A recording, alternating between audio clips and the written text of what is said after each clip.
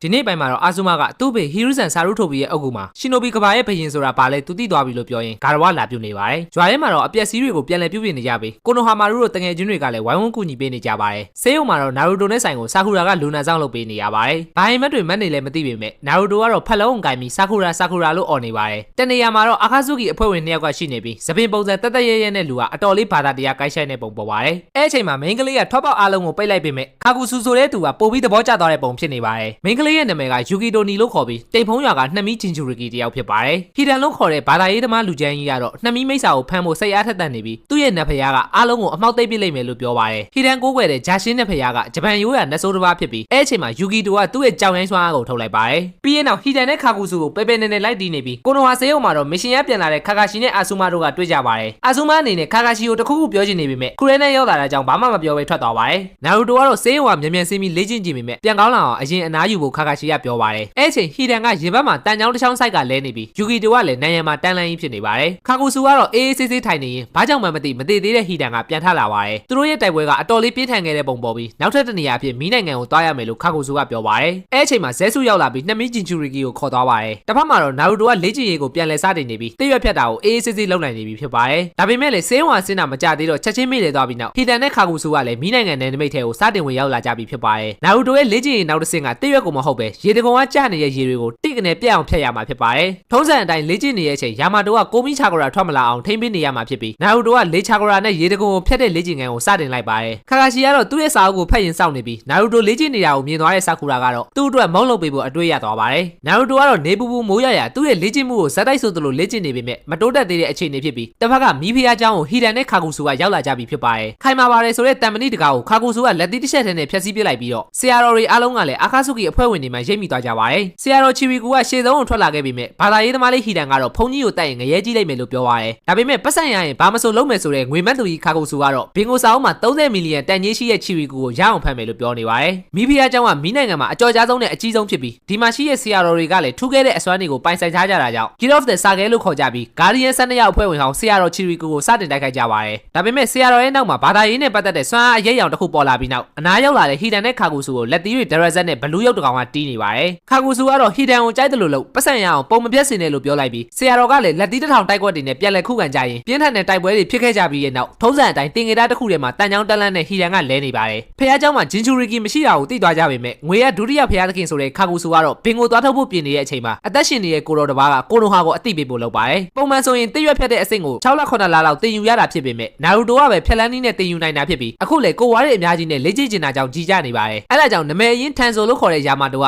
ရေတကုံနဲ့လေ့ကျင့်ရမယ့်နေရာကိုအကျယ်ကြီးချဲ့ပေးလိုက်ပါတယ်။အဲဒီနောက်ဆက်လေ့ကျင့်ရင်တနေကုန်သွားတဲ့အထိမရသေးတဲ့ကြောင့်နာရူတိုကညဘက်မှာလည်းလေ့ကျင့်ကျင်ပေမဲ့သူ့ကိုဘေးကကြည့်နေပေးရတဲ့ယာမာတိုကတော့အတော်လေးဂျုံကြနေတဲ့အခြေအနေဖြစ်ပါတယ်။နောက်နေ့မှာတော့နာရူတိုလေ့ကျင့်နေတဲ့နေရာကိုဆာကူရာနဲ့ဆိုင်ကရောက်လာပြီးလေ့ကျင့်ရေးကိုအနှောက်အယှက်မဖြစ်စေချင်တာကြောင့်အစာလုံးမုံကိုထားခဲ့ပြီးထွက်သွားကြပါတယ်။ဒါလေးစားပြီးလေ့ကျင့်ရေးကိုဆက်ကြိုးစားပါဆိုတဲ့စာနဲ့အတူနာရူတိုကစားကြည့်လိုက်ပြီးမြဲအရသာအတော်လေးကောင်းမွန်တဲ့ပုံစံဖြစ်နေပါတယ်။အဲ့လိုနဲ့ပဲတရက်ပြီးတရက်လေ့ကျင့်ရင်ဆာကူရာကလည်းသူ့ရဲ့အရသာအထူးကောင်းမွန်တဲ့အစာလုံးတွေကိုနေတိုင်းလာပေးနေပါတယ်။မိဖုရားเจ้าရဲ့သတင်းကလည်းကိုနိုဟာကိုရောက်ရှိလာတဲ့အတွက်အာဆူမာကချီရီကူသေဆုံးသွားပြီဆိုတာကိုသိလိုက်ရပါတယ်။ဆူနာတဲကလည်းဒီကောင်တွေကိုမိတိုင်းမိရနေထွက်မသွားစေဖို့နဲ့တွေ့ရင်တွေ့တဲ့နေရာတတ်ဖို့အမိန့်ပေးလိုက်ပါတယ်။အာဆူမာကတော့ထုံးစံအတိုင်းမရှင်မသွားခင်ခူရဲနိုင်ကိုလာကြည့်ပြီးနောက်မိဖုရားเจ้าကိုထွက်လာခဲ့ကြပါတယ်။ဆာကူရာကလားရောင်ဖြော့ဖြော့လေးအောက်မှာတင်းဆဲပန်းရဲ့ပုံကိုကြည့်ရင်အမြဲတမ်းစူးစမ်းနေတဲ့နာရူတိုနဲ့ဝေးကွာသွားတဲ့ဆာစကဲကိုလွမ်းဆွနေပြီးတစ်ဖက်ကနာရူတိုကလည်းကြဲကြွတဲ့အချိန်မှာသူ့ရဲ့အဖြစ်ချင်ဆုံးဆန္ဒတစ်ခုကိုဆူတောင်းလိုက်ပါတယ်။အဲ့လိုနဲ့မနာမနေလေ့ကျင့်ရင်ရေတကုံကိုထပ်ပိုင်းပြတ်သွားအောင်ဖျက်နိုင်ခဲ့ပြီးနောက်လဲကျသွားခဲ့ပြန်ပါတယ်။ brother က Facebook ကပဲဖြစ်ဖြစ် YouTube ကပဲဖြစ်ဖြစ်ဒီဗီဒီယိုကြည့်နေရဆိုရင်ကျွန်တော်အတွက်အနည်းဆုံးတော့ like တစ်ချက်နဲ့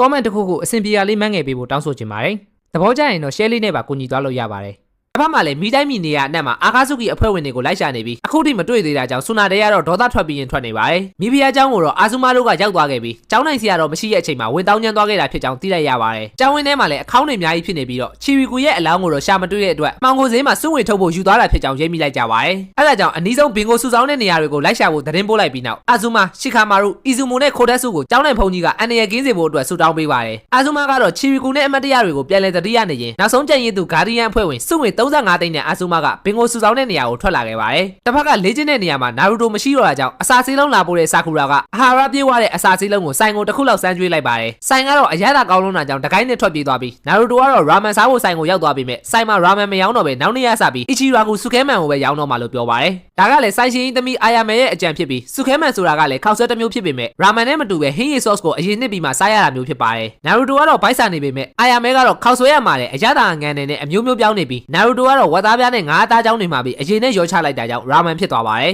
စားသောက်ဆိုင်တစ်ခုရဲ့အရေးကြီးဆုံးကမလိုအပ်တဲ့အသေးစိတ်တွေမဟုတ်ပဲစားသုံးသူတွေကျင်းတဲ့ဖို့ကအဓိကဖြစ်တယ်လို့နာရူတိုကပြောပြီးအာယာမဲကလည်းစားသုံးသူကိုအကြံပေးဖို့ကသူ့အလုပ်ဟုဆိုတာစကားထားများကြပါတယ်စားပြီးရဲ့အချိန်မှာခါကာရှိကစကားပြောပါနဲ့ဆိုတာနဲ့လေးစားရတဲ့ဂျူနီယာလေးပါညာနဲ့ဂျင်းထည့်လိုက်တာကြောင့်ယာမာတိုကကြည်ကြည်နက်နက်ကြီးရာမန်ဘိုးတွေရှင်းပေးလိုက်ပါတယ်ဘာသာရေးသမားဟီဒန်နဲ့အာခါဆုကီရဲ့ဘန်နာရေးမှုခါကူဆူကတော့မတဲ့အတူနေတွေဖြစ်ကြတာကြောင့်တွားရင်းလာရင်ရန်ဖြစ်နေကြပါတယ်ဟီဒန်ကအလောင်းကိုလွှင့်ပစ်ပြီးဂျင်ရှူရီကီစီယိုပဲတွားချင်နေပေမဲ့ခါကူဆူကတော့ငွေရမယ့်အရာဆိုရင်ဘာမဆိုလုပ်ဖို့ဆုံးဖြတ်ထားတာကြောင့်ဟီဒန်ကိုတပ်ပစ်ချင်နေပါတယ်တစ်ဖက်မှာခါကာရှိကနာရူတိုကိုရာစင်ကန်သုံးပြနေတဲ့အတွက်နာရူတိုကမနာလို့ဖြစ်နေပြီးခါကာရှိကတော့ချီရိုရီကိုလှုပ်တယ်လို့မျိုးလေချာကိုရာတဘာဝပြောင်းလဲခြင်းကိုရာစင်ကန်မှာထည့်ပြီးသုံးရင်အားပြင်းတဲ့ဂျူဆူကိုရမှာဖြစ်ကြောင်းပြောပါတယ်နာရူတိုကဒီလေးချင်းရဲ့အစင်းနှစ်ခုလုံးကိုတက်မြောက်သွားပြီဖြစ်ပေမဲ့ခါကာရှိတောင်မှပဲရာစင်ကန်ကိုလျှက်စစ်ချာကိုရာတဘာဝနဲ့မပေါင်းဆက်နိုင်ခဲ့တဲ့အတွက်ချာကိုရာထိန်းချုပ်ခြင်းနဲ့ချာကိုရာပြောင်းလဲခြင်းကိုရာစင်ကန်မှာပေါင်းဆက်အသုံးပြုနိုင်မှုကခါကာရှိရဲ့ဆရာပါရမီရှင်၄ယောက်မြောက်ဟုတ်ကခဲ့တော့မလုပ်နိုင်ခဲ့ဘူးလို့ပြောပါတယ်တနည်းအားဖြင့်ရာစင်ကန်ဆိုတာချီရိုရီလိုအပြီးမတက်ရသေးတဲ့အီရန်အစစ်တပိုင်းတစဂျူဆူတစ်ခုဖြစ်ပြီးခါကာရှိတောင်မှဒီအဆင့်ထိကော်ပီနိုင်မှုအတော်လေးစူးစမ်းရတာဖြစ်ပါတယ်ရာစင်ကန်ကိုချာကိုရာတဘာဝပြောင်းလဲခြင်းထည့်လိုက်မယ်ဆိုရင် S1 အဆင့်သို့မဟုတ်အဲ့ထက်ပိုတဲ့ဂျူဆူတစ်ခုဖြစ်လာနိုင်ကြောင်းပြောပါတယ်အဲ့ဒါကြောင့်နောက်တစ်ဆင့်ကိုသူတင်မပေးနိုင်တော့ပဲနာရူတိုကိုယ်တိုင်အဖြေရှာရမယ့်အပြင်နာရူတိုက၄ယောက်မြောက်ဟုတ်ကခဲ့တဲ့တာလုံနဲ့ရှင်နိုဘီတယောက်ဆိုတာကိုယုံကြည်တဲ့အကြောင်းပြောပြီးထွက်လာခဲ့ပါတယ်အဲ့လိုနဲ့အသေးအတန်လေ့ကျင့်ရင်ပဲကိုဝါးတွေပါလဲသွားတဲ့အခြေအနေဖြစ်နေတဲ့အချိန်မှာဆိုင်ကဆာကူရာရဲ့ဆေးလုံးတွေဟာစားရတာတော်တော်လေးဆိုးတဲ့အကြောင်းတဲ့ပဲပြောလိုက်ပါတယ်အဲ့ဒါကြောင့်သူ့အတူမီးမကြီးရဲ့ဆာကူရာကတော့တလုံးစားကြည့်လိုက်တဲ့အချိန်မှာအရသာအရန်ကောင်းနေဆိုတာကိုသိသွားပါတယ်နာရူတိုကတော့ရာစင်ကန်ထဲကိုလေချာကိုရာထည့်ကြည့်လိုက်တဲ့အချိန်မှာပောက်ကွဲမှုတွေပါဖြစ်ကုန်ပြီးဘယ်နဲ့ညာကိုတပြိုင်တည်းကြည့်နေရတယ်လို့ဖြစ်တဲ့အတွက်အတော်လေးစင်မပြေတဲ့အနေအထားဖြစ်ပါတယ်ခါကူဆူကတော့အများဆုံးတန့်စင်ကန်တွေကမောင်ခုံငွေထုတ်တဲ့နေရာမှာချီရီကူရဲ့အလောင်းနဲ့ပတ်စံကိုသွားလဲပါတယ်ခါကူဆူပတ်စံရည်နေတဲ့အချိန်မှာအပြင်မှာစောင့်နေတဲ့ဟီဒန်စီကိုကိုနိုဟာနေညာတွေကလည်းလာနေကြပြီဖြစ်ပါတယ်ခါကူဆူကအာခါဆုကီအဖွဲ့မှာသူနဲ့တွဲဘက်လုပ်ခဲ့တဲ့ကောင်တွေကိုသဘောမကျရင်တက်ပစ်တဲ့အကျင့်ရှိပေမဲ့ဟီဒန်ကိုတော့သူတက်လို့မရတာကြောင့်ဒီတိုင်းထားရတာလို့ပြောပါတယ်နာရူတိုကတော့လေ့ကျင့်ရင်ကိုမီချာကိုရာထွက်လာတာကြောင့်ယာမာတိုကတားပေးနေရပြီးတခြားနီးလန်းလည်းမရှိတော့တဲ့အတွက်သူ့ရဲ့ဂျူဆုကိုမရမချင်းဒီလိုပဲဆက်လေ့ကျင့်နေရမှာဖြစ်ပါတယ်အဲ့ချိန်တစ်ဖက်မှာလည်းဟီဒန်စီကိုအာဇူမာတို့ကရောက်လာကြပြီးရှီခါမာတို့ကချုပ်ထားတဲ့အချိန်အီဇူမိုနဲ့ခိုတက်ဆူကဝိုင်းတက်လိုက်ကြပါတယ်ဒါကတော့အပိုင်း48ဖြစ်ပြီးအပိုင်း49ကိုနောက်နေ့မှတင်ပေးသွားမှာမို့လို့ like share comment နဲ့ YouTube မှာလည်း subscribe လေးတွေလုပ်ပြီးအားပေးခဲ့ကြဖို့တောင်းဆိုချင်ပါတယ် brother တို့အနေနဲ့ mobile legend အကောင့်တွေရောင်းဝယ်ချင်တာပဲဖြစ်ဖြစ် Emerald Diamond နဲ့ HOK token တွေကိုပါဝယ်ယူချင်နေဆိုရင်ဒီဘက် page မှာလာပြောလို့ရပါတယ်